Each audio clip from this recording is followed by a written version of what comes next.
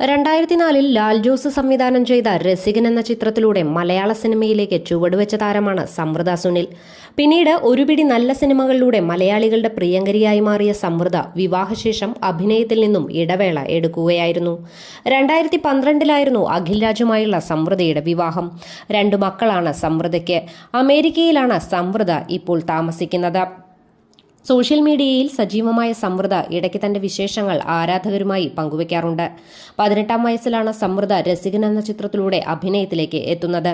ഈ 37-ാം വയസ്സിലും 2 കുട്ടികളുടെ അമ്മയായിട്ടും ഈ സൗന്ദര്യം എങ്ങനെയാണ് ഇങ്ങനെ അന്നത്തെ പോലെ തന്നെ കാത്തുസൂക്ഷിക്കുന്നതെന്നും ആരാധകർ സമൃദ്ധയോട് ചോദിക്കുന്നുണ്ട്.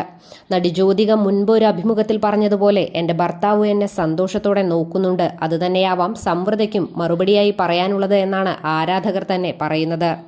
സോഷ്യൽ മീഡിയയിൽ സജീവമായ സമൃദ്ധ ഇടയ്ക്ക് തന്റെ വിശേഷങ്ങൾ ആരാധകരുമായി പങ്കുവയ്ക്കാറുണ്ട്.